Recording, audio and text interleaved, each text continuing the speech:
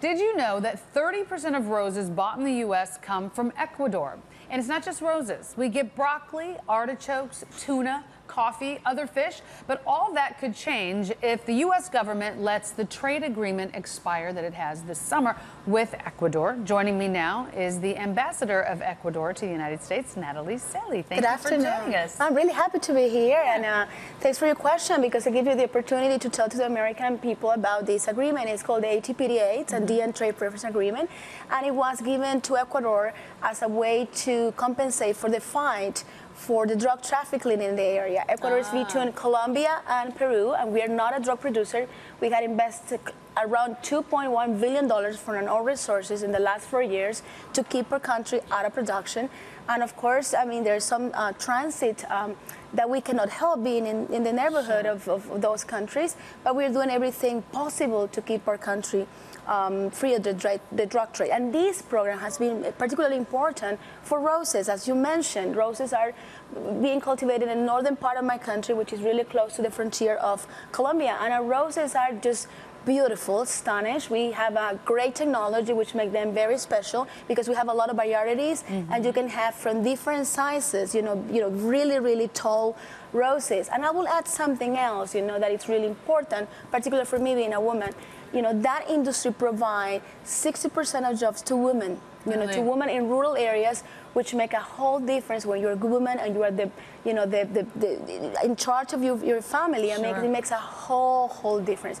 And there are other products that you mentioned, like broccoli, for example, or for example, quinoa, that is such a popular product here, right? So what happens if the trade agreement expires? Does it just go away, or does it become more expensive? It becomes more expensive for Americans, of course. And in some case, for example, in roses, the other provider is Colombia. So you will have shorter of roses, perhaps, because we won't be able to compete with the new tariff that's in place. So I really would like Chicagoans to go to our website. We have a website where you can have more information. It's www.keeptradegoing.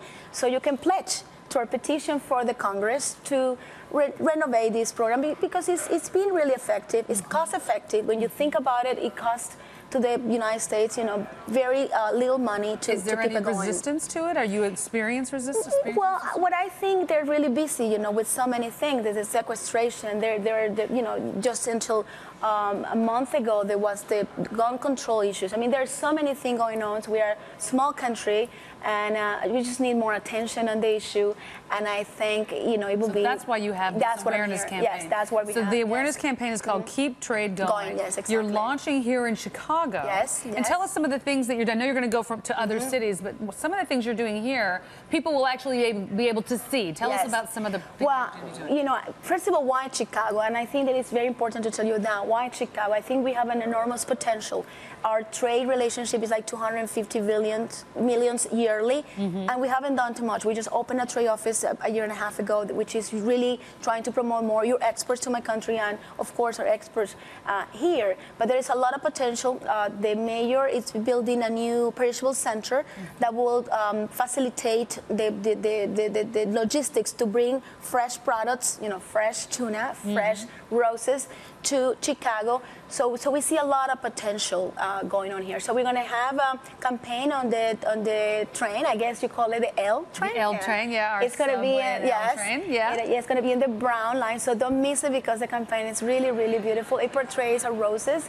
It portrays our products. So from what we are very proud. And we are doing the launching tonight. And there is another great news. We're going to have those at the airport too. Well, we're very happy to have you here. Good luck with the launch of the campaign. Look for it on the brown line trains. Apparently the trains will be wrapped with this campaign, so you should be able to see it. We appreciate you coming in.